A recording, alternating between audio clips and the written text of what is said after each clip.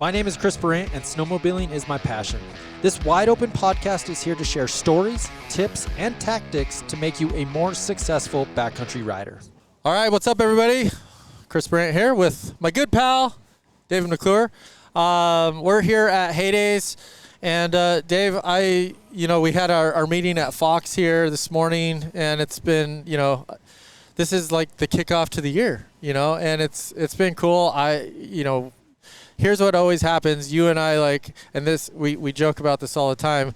When me, you, and Rob would get together at Heydays, the last thing we were talking about with snowmobiles is always like, how's the hunting going? Totally, man. And I just love being here and love getting to see you. Like, we just get to chat, for 20 minutes a year, but it's like some of the best conversations, and it's fun. So. Well, I appreciate you joining me this morning, and I guess we won't talk about the hunting too much because I want to do I got to do a whole podcast, but I was looking so forward to seeing you this morning because I knew you walking up with that big old grin on your face and congrats on the buck, and because you and Garth Kaufman, you guys love deer hunting up in Idaho, and you were out just a couple days ago in the backcountry. And how's it going? Yeah, I think we're the same. We almost put as much effort into the hunting, but it's kind of on the back burner. We're snowmobilers, but we just live and die for that stuff. Yeah, it was interesting. Someone commented on the post I didn't even know you were a hunter, and I'm like, I've been actually. It's like I always think to myself, I'm like, if I could only have one. I mean, it'd still be snowmobiling because I get to snowmobile from November to June, so I get a lot of it, but. It's hard to explain to someone how special hunting is. And, I'm a bow hunter, which is good. And it's about the most frustrating and humbling, but yet Totally. When it all happens, it is seriously it's a high that I still have not come down from, and a feeling that you cannot describe to many people. For sure. I loved Rob. Rob used to say, he's like, dude, I don't talk about what I'm really good at. and he was, amazing snowmobiler, but that much better of a hunter. Yeah. And he didn't talk about it. He didn't. So and I loved Rob for that. And guys, who we're talking about, Rob Kincaid. It's hard not to think of Rob every time I come to Heydays, every time I'm in the backcountry, whether it's hunting or snowmobiling. And Rob was just like you said. Rob was a person that, one of the things that I wish I would have got to see was his trophy room with all of his big bucks and bulls, and he was an absolute machine. Yeah. And it's I posted on that post. Hunting is it's a lifestyle, and it's not just this. Someone said, "Well, it's good to just finally not see a grip and grin picture." I'm like, what the F does that mean? Grip and grin. If you guys knew how much work goes into harvesting a deer or an elk or just an animal, it's a lot. But that was just one of the things that I had a ton of respect for Rob for. Yeah, I had the opportunity to go hunting, a couple of times with him, and just to see him the first time, he was breaking down the buck that I had just shot, and I was like, he's a dang artist, Yeah. and we didn't waste an ounce of meat on that animal, and I was like, that's an outdoorsman, and I just regarded him, so highly because, just how good of an outdoorsman and how much respect he had for Mother Nature, and I was young and thought I was invincible, and it's wild out there. We're at the tops of the mountain peaks. Stuff can go bad quick. Yeah. So. Well. Okay, so I'm gonna try not to take too much of your time today, but dude, I have so many questions for you. We're gonna talk about some snowmobile and stuff, but one thing I have got to share with our folks out here is your Alaska adventure. Oh. Dude, I seriously, I just got goosebumps thinking about it. Seriously, so we're gonna dive into that a little bit, but let's talk about on the sled side of things. This is. We are very fortunate to make snowmobiling, part of our job. And unfortunately, what comes with that is not a lot of time. And over the years, you and I haven't got to ride a ton together. I was super pumped we got to ride together at the Climb Ride last year, and then, or 2 years ago. 2 years. Geez, see, that's how fast it goes already. We were supposed to. But. Yeah, we were supposed to. But so we'll talk about that ride a little bit. But our first ride together was one that was really special. I wanted you to talk about that a little bit. Yeah, like I mean, Ryan Harris from Snow S is like, hey, we're going to go ride with Chris Brandt. And I'm like, just pinch me. Like, that's cool. Like, the three of us, like, that's insane. And that's so normally, right? So sorry to cut you off, but normally, like, so I flew to Colorado. They had, like, some rental sled for me, right? Well, no. That's the cool thing. Like, I was like, that is something I got to try, like, to look up to. Like, if I get to Chris Brandt's level at some point in my career, this is awesome. You got picked up at the airport by Ryan Harris with a snowmobile, like a turboed snowmobile back then, which was not easy to come by. Yep. Gassed up and ready, and like 45 minutes after getting picked up, we were on the snow. And I'm like, that's when you know you've made it. Well, and so what was so cool about that is normally, like, you know, it's always a big, like, there's 18 people and it's a big production, and it kind of takes a little bit of the fun out of it. But This was like, it was me, you, and Ryan Harris. And it was like an afternoon, like a sunset shot. Yeah. And I'd been on lots of photo shoots at this point, and I'd never been on such a professional photo shoot where, like, you would look at a line and with no words, we'd be 50 yards apart, but you would acknowledge that that's my line, and you're going to take that, and then I'd see something and you would, like, see that I was looking at it, and, like, we'd just go up and do it, and then it was just like we were so effective, in, you know, but the no words were exchanged. It was unreal. Well, and so what was so enjoyable for me was you know, at the time, this had to be like 2014, 13, 14, somewhere like there. 13, right? Yeah. And so you're a young buck, right? And coming up, and I mean, at that time, shoot, that's, wow, 11 years ago now, right? Yeah. And, you know, I'm just this dude who's like, God, I love your guys' terrain. I love your snow. It's so cheater compared to what I ride, and there's so much power down there. And so I was in heaven coming to your neck of the woods. But, you know, talk about, like, what it was like for you.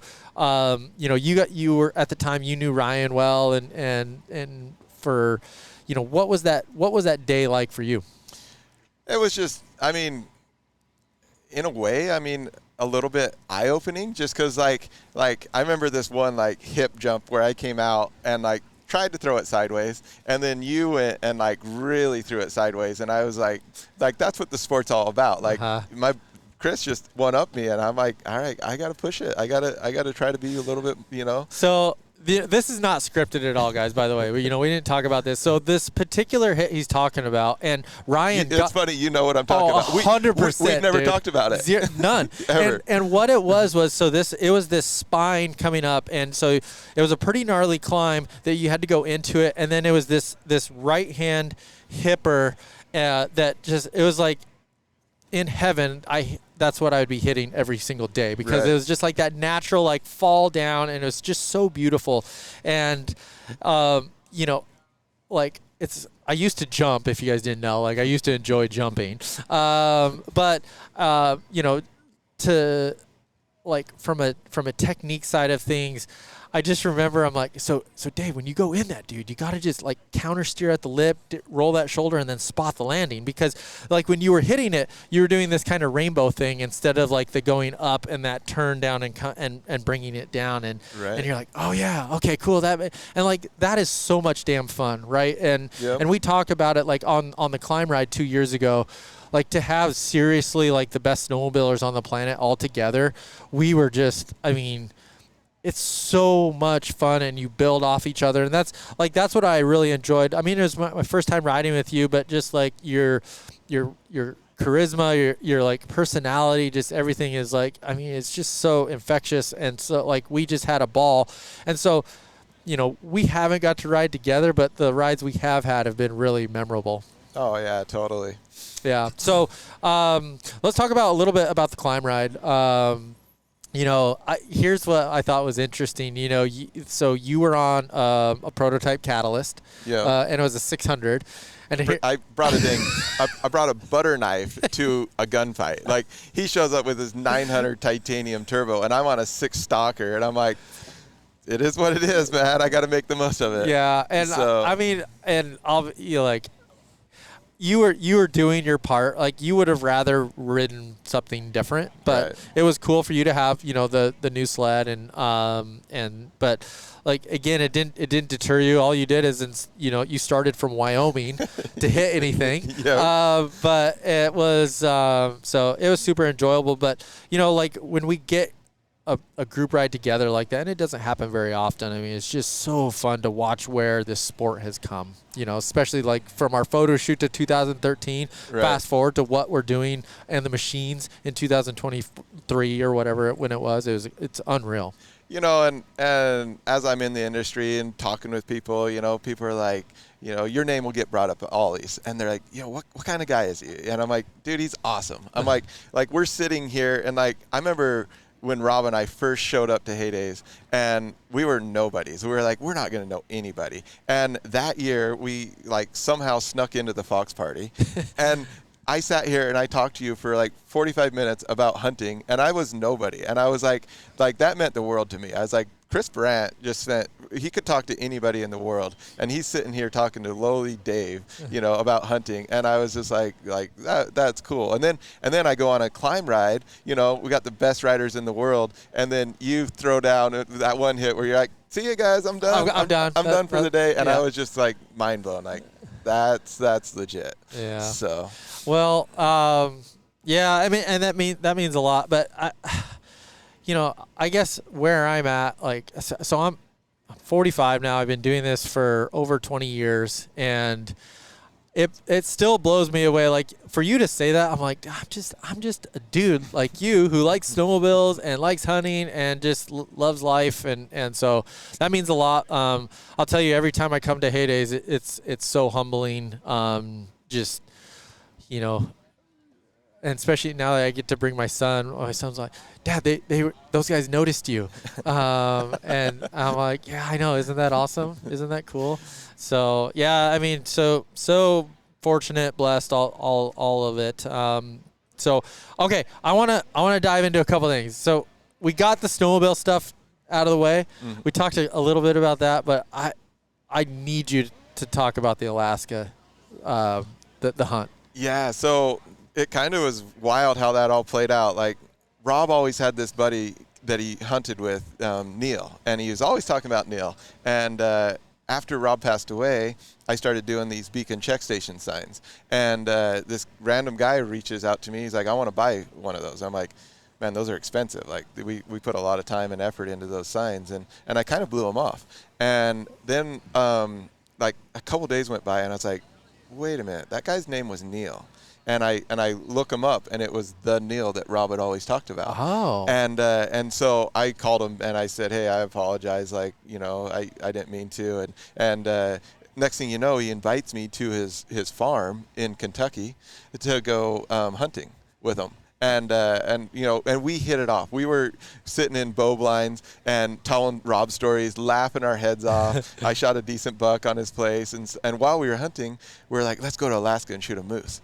And but we looked at the seasons for September, and I'm like, I want to be archery elk hunting in Idaho. And he's like, I'm harvesting in September. And so we're like, well, maybe we'll do a caribou hunt.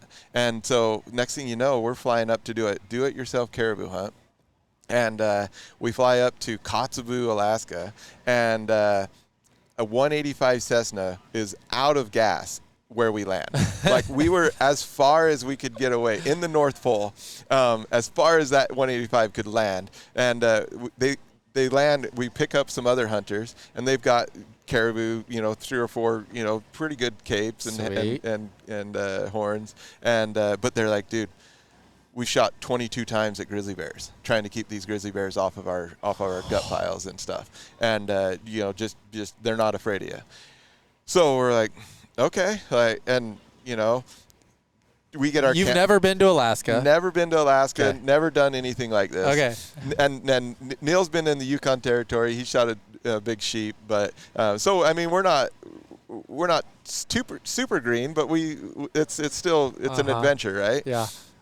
Next thing you know, we see like a herd of 500 caribou come by. Whoa. And we've never seen caribou. So, but when you watch 500 go by, then you start to figure out what a big bull is.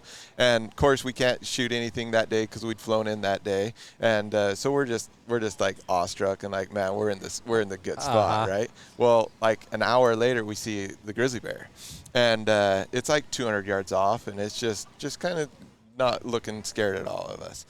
We don't shoot over it or anything. We're just like, it's just part of the deal, you know? The next morning, we climb up to the top of this little ridge, and we're set up to where the caribou went by the previous day. And a couple bulls went by, but not a big herd. And we were just like, oh, okay, you know, and we hunted the rest of the day and chasing caribou all the while in, like, those tussocks. Have you seen those tussocks? No. It's like walking through, like, basketballs that you can't step on. You have to like walk through them through the tundra. Yeah, it was tough walking. We come about 5 o'clock that night. We come back to our tent, and Neil's probably 30 yards away from me, and we're both guessing where the tent is. Well, luckily I come up right on top of the tent, and I can see my sleeping bag and my cot and everything strung out outside of the tent. Oh no! And I'm just like, oh. I yell over to Neil, there's been a bear in the tent. And I take a step further, and there's the bear. And he's sitting there eating our mountain houses. and I'm used to hearing about bear attacks in Wyoming where, you know, you see the bear in a second, they're on top of you. Yeah. So I drop my pack, and I chamber a shell, and I get the bear in my scope, and I'll never do this again, but I wasn't on full power, but I wasn't on like 3 power. Oh no, so you could. And so it was just fur, but it'd been raining / snowing. This is August 10th, and it was snowing partially all day, and I was like praying that my scope wasn't fogged. Oh. And so I hurry and I put it down to 3 power, and I shoot, and I stroke it right in the chest with a 3378. It wrecked it. Uh-huh. So that whole event, in my mind, everything was slow motion. I can remember and I felt like it took me a minute to get that shot off. Neil, he's like, dude, I didn't even have my backpack off, and you had that sucker killed. Wow. So like high intensity moments, like life just goes into slow motion. And so then, I mean, we patched the tent up. The next morning, we woke up to 6 inches of water inside of our tent and like a foot of snow outside of our tent. So it was just survival mode from that point forward. And, I mean, again, you got dropped off from a plane. It's not like run down to the store, get some more food. No. Different tent. I mean, so when you got dropped off, when was the plane supposed to come pick you up? It was like 6 days later. 6 days, and this bear just mauled all your, a bunch of your food. Like everything in our tent that it touched, it shredded. Like our cot, like we had to rig my cot back up to work. My sleeping bag was out getting rained on. Yeah. And just shredded. And I was like, it's done. And Neil's like, no, like we need to bring that thing back in. Luckily, night 2, we got my sleeping bag dried out enough that we had no heater, no fire. It's just sopping wet everything. So it was. I remember a couple of times, you know, day like, and then it took them 2 extra days because the snow just never stopped, and they couldn't fly. They couldn't fly any supplies into us till like 5 days later, and so we were rationing our food because the bear had eaten most of our mountain houses. So I would lay out all the mountain houses, and I'll be like, "All right, this is you tomorrow. These 2 are you tomorrow. These are me." And you know, you'd have to like muster through like the gross ones. You know, you're like, "All right, I'm gonna have a sucky lunch with a decent dinner," and it was Neil called his wife on his sat phone and told her goodbye a couple of times. Like we didn't know if we were going to make it. And then finally the plane lands, and we look at each other. You know, we're so over being there. And we looked at each other like, I don't know if we want to get on this plane. Like, it was so crappy of weather that we were like, as bad as we want to get out of here, we don't know if we're going to survive the plane ride out of here. Yeah. At one point, though, so we pull the grizzly bear carcass away from the tent, and we're caping it out. Legally, we have to bring the skull and the cape out. Okay. And here comes this herd of caribou, and I was like, Neil, I'm gonna use the grizzly bear carcass as my rest, and I'm gonna smoke that bull. And he's like, oh, it's not a big one. He's like, and I was like, yeah, but who gets to be resting on a grizzly bear carcass as they shoot a caribou? But I ended up not shooting it. Ended up not ever getting one. Didn't get one. Yeah, because that first day kind of ruined us. We saw big ones, and then from that, like the migration, the storm came, and the migration kind of And it changed everything. Yeah. So did you get to keep the bear and bring the bear? Well, so Fish and Game, I brought it out. Fish and Game, they took it, and then I still haven't got the bear hide yet. Really? Yeah. I don't, it's a long story, but I want it. I brought like some of the partially eaten mountain houses. Like I want to full body mount that thing. Yeah, you know? with a mountain house. Yeah. How close was the bear? It was like 20 yards. Oh. Yeah. So it was close enough, man. I hear these stories in Wyoming where they're instantly on the hunter, and that's what I was thinking. And he was facing me. There's like to legally shoot a bear in Alaska, it's like out of self-defense. It's got to check like 3 boxes. It's got to be within 50 yards. It's got to be damaging your property or eating your food. And I was like, it checked all 3 boxes. Like all 3 and you're having to do that with a bear staring at you at 20 yards. Yeah. Yeesh. Yeah. Dang. So people are like, I'm bummed that I didn't. I went up there to shoot a caribou, and I've talked to people, and they're like, Dave, anyone can go up there and shoot a caribou. Like you had an adventure, like an experience you'll never forget. And I'm like, yeah, I guess. Yeah. So well. And it's it's crazy to think, like, I mean, you sugarcoated it pretty well, but like to have Neil like literally texting or calling his wife and just saying I love you, I might not be coming home, like that's how real it was. I mean, it was the real deal. Oh, for sure. Yeah. So when they were loading up our supplies at the airport before we left, and they grabbed this can of goober grape jelly, like it's like peanut butter mixed with grape, and I'm like, I almost said to them, like, we don't need that. Like I'm never gonna eat that, and I don't think Neil's gonna eat it. But I didn't say anything. I was just being nice. Well, at one point, I was so hungry, I ate that entire jar of peanut butter with grape gel, and I'm sitting there in the tent, and Neil had gone out to do something. I mean, we spent days in the tent just because it was raining and snowing. Yeah. And I'm sitting there, and I'm just eating this grape jelly, and Neil's like, dude, it's Cave Dave. He's like, dude, you look like a caveman right now. Like, and we get away from my jelly. We were legit like hungry. Like, and they flew in supplies. They couldn't land, but they were kicking them out of the plane as they were flying over. And we were like kids at Christmas running around. And of all the things that we listed on our inReach, all the things that we needed, they forgot the sleeping bag. Oh no. So I have like this synthetic down sleeping bag, and the entire time we were there was feathers like floating in the air, and we'd be talking to each other, and one would go in your mouth, and you'd be choking on it, So it was wild, but we duct taped it up, and I still use. I had the company this Nemo sleeping bag. Yeah. I sent it off to them, and I shouldn't have told them I was a hunter. I just should have said but they patched it up and charged me and sent it back to me. It saved my life, like literally. Wow. So.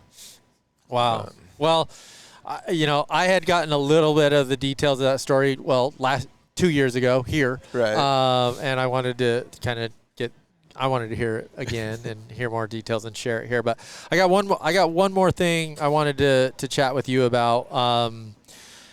As we try to push and progress this sport, it's something that there's always risk, right? And you had a pretty scary one. You broke your back. Right. And I never got to really hear what happened there.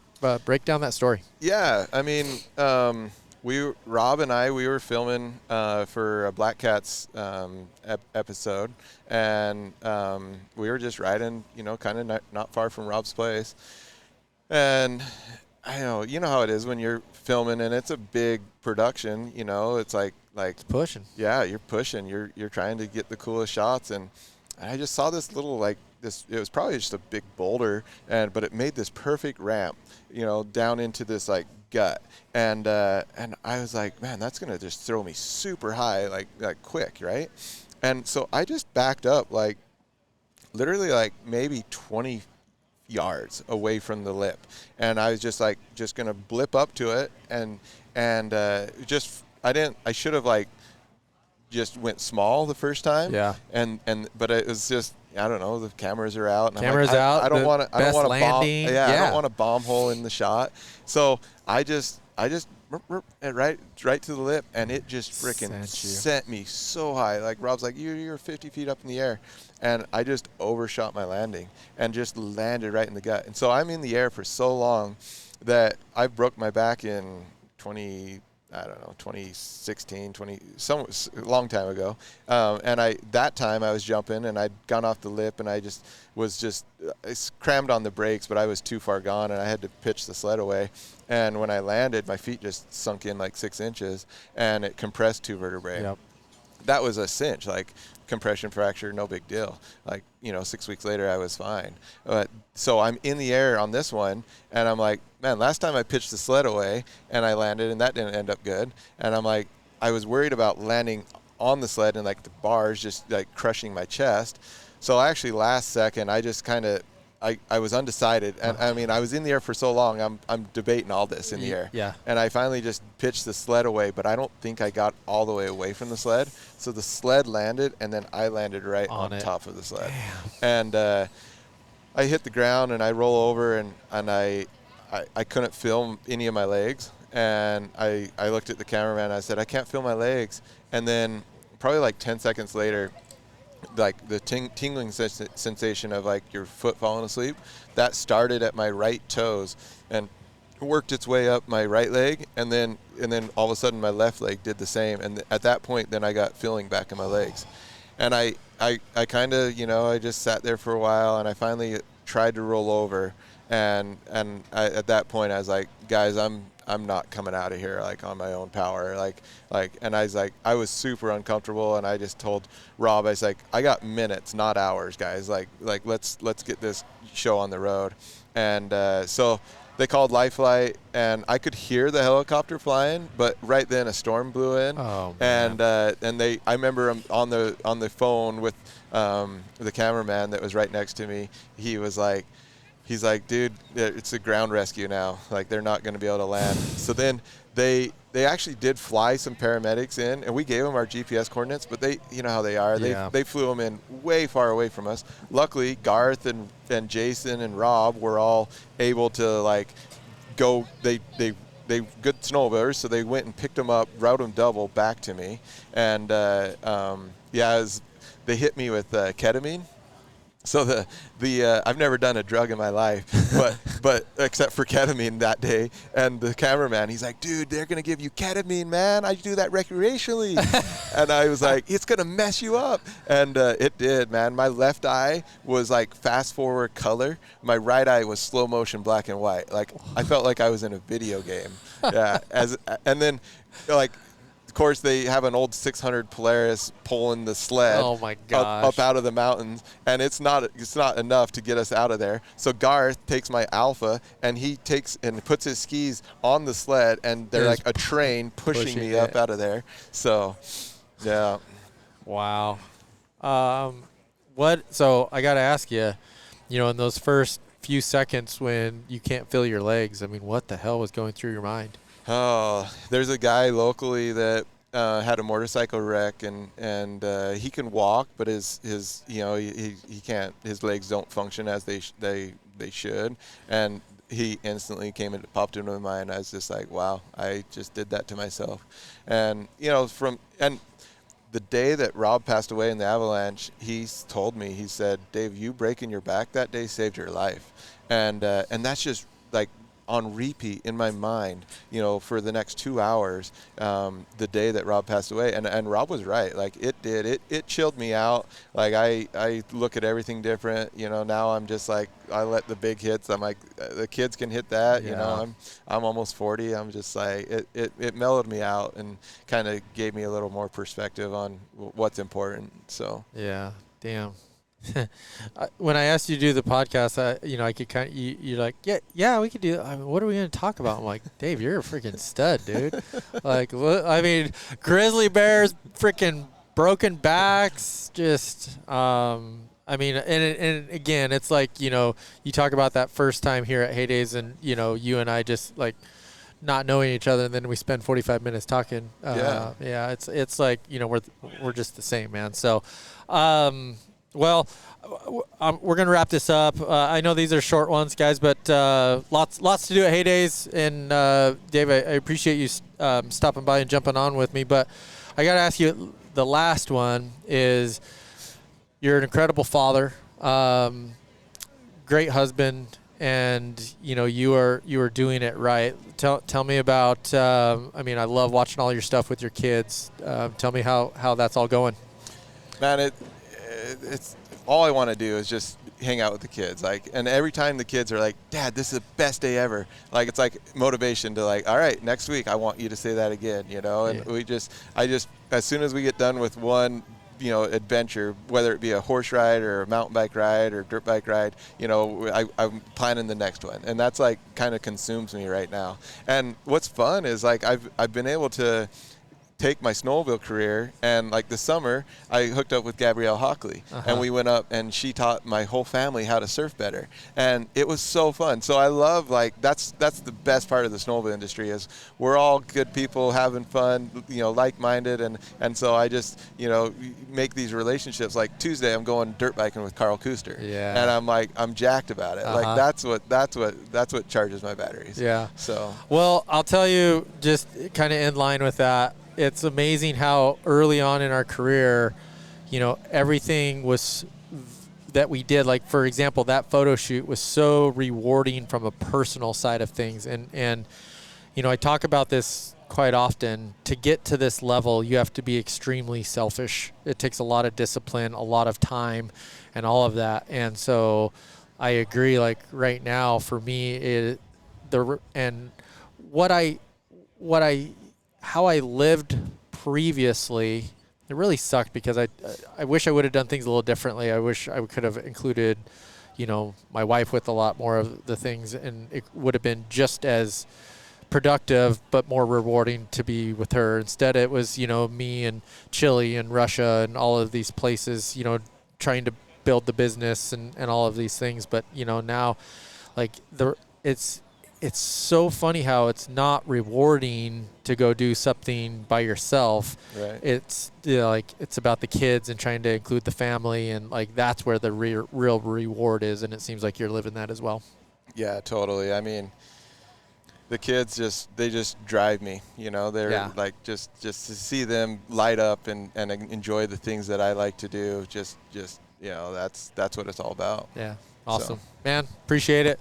Guys, I hope you enjoy a little podcast here from Heydays. Get to talk with some of the characters in this industry and dudes that I love to be around, hang out with, and look up to. So we'll try to find some other guys rolling around here, and we'll do another one. Thanks.